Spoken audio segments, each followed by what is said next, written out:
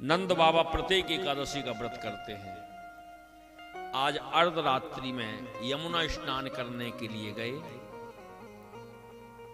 देखिए, सूर्यास्त के बाद में किसी भी जलाशय को छेड़ना या किसी वृक्ष को छेड़ना अपराध है। ये सो जाते हैं। संतों का ब्रह्म मुहूर्त प्रारंभ होता है 3:30 बजे से। एक अनुभव करिएगा आप, अगर समय से आप सो रहे हैं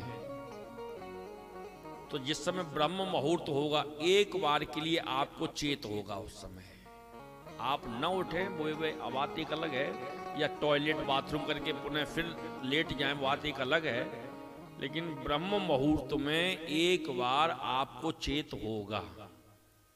अनुभव करिएगा इस बात को। हमारे यहां पर हर चीज का मुहूर्त होता है कि नहीं? कोई भी कार्य आप करते हैं तुरंत पंडित जी से मुहूर्त निकलवाते हैं। कोई व्यक्ति मर भी जाता है तो भी उसको देखते हैं, भैया पंचक तो नहीं है, कौन से उसमें मरा है, इसका उपाय किया जाए। जन्म होता है तो भी दिखवाते हैं कौन से पाया है इसके। विवाह का मुहूर्त, घर बनाने का मुहूर्त, बच्चों को पढ़ने का मुहूर्त, मुंडन का मुहूर्त, यज्ञोपवीत का मुहूर्त, अन्नप्राशन का मुहूर्त, हर चीज का मुहूर्त होता है। लेकिन एक बात ध्यान रखिए, परम पिता परमात्मा नारायण ने प्रत्येक जीवात्मा को ब्रह्म मुहूर्त देकर के ही पैदा किया है। सुबह की हवा 100 रोगों की दवा। ब्रह्म मुहूर्त में तारों की छांव में जो स्नान करते हैं वो होता है देव स्नान। उसके बाद जब संध्या का बेला आती है तो सूर्य भगवान उगने को होते हैं और चंद्रमा तारे छुपने को होते हैं, उस समय होता है ऋषि स्नान। उसके बाद होता है फिर मनुष्य स्नान। और जो 10 बजे और 12 बजे और 11 बजे नहाते हैं वो होता है राक्षस स्नान। प्रेम से बोलो राधे राधे।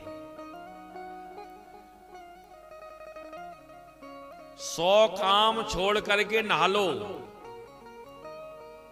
100 काम छोड़ के नहा लो, 1000 काम छोड़ करके खा लो, और 1,00,000 काम छोड़ करके गुरु गोविंद का भजन कर लो। यही सार है, बाकी तो जीवन बेकार है। आज बाबा नंद अर्धरात्रि के समय चले गए यमुना में स्नान करने के लिए। जल के अधिष्ठाता देव हैं वरुण। वरुण के पार्षद आए और बाबा नंद को बंदी बना करके ले गए वरुण लोक में। बंदी बना करके डाल दिया। आज लौट करके नहीं आए तो यशोदा मैया घबराई। मोकू ऐसो लगे बस दुष्ट कंस ने काऊ अनुचर को भेज के और बाबा नंद को या तो बंदी बनवाए लियो या फिर बाबा नंद को मरवाए दियो।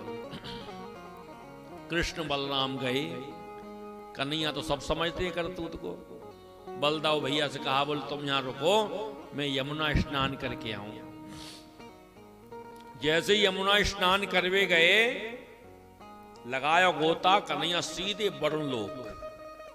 वरुण अपने सिंहासन पर बैठो भयो। ओ देखी तो जगत नियंता जगत आधार अखिल ब्रह्मांड नायक नंद नंदन यशोदा नंदन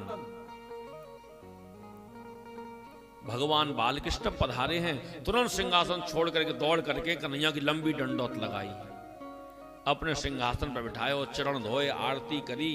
प्रभु आप आए, मेरे लोक पवित्र है गयो, पर आवे के पीछे कारण तो होगो। आप चाहते तो दास को बुला लेते, हम आपकी सेवा में आ जाते, पर आवे को कारण तो होगो।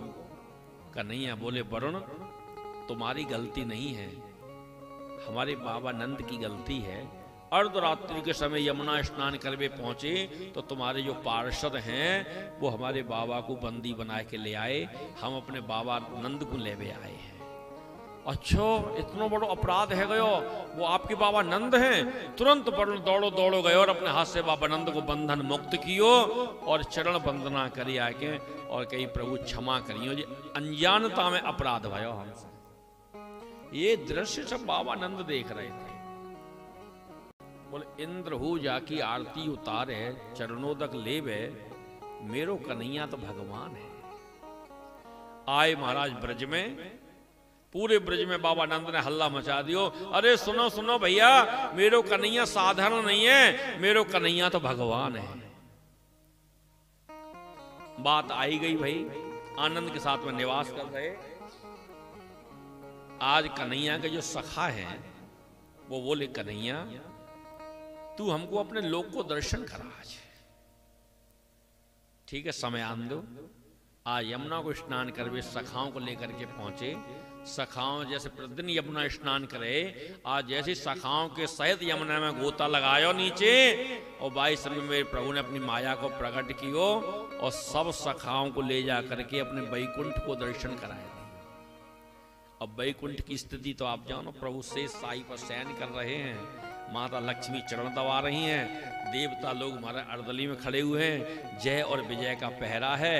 और स्थिति और शांताकारम भुजग शयनम पद्मनाभम सुरेशम विश्वाधारम गगन सदृशम मेघ वर्णम शुभांगम लक्ष्मी कांतम कमल नयनम योग ध्यान गम्यम वंदे विष्णु भव भय हरम सर्वलोकैकनाथम।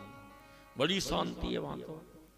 अब ब्रजवासी बालक तो सखा भगवान के उत्पाती, अब शेष साई पर लेटे भाई परमात्मा नारायण में, और इन्हें कन्हैया के दर्शन है रहे हैं। अब ये तो उत्पाती ब्रजवासी बालक पहुंच भी लगे।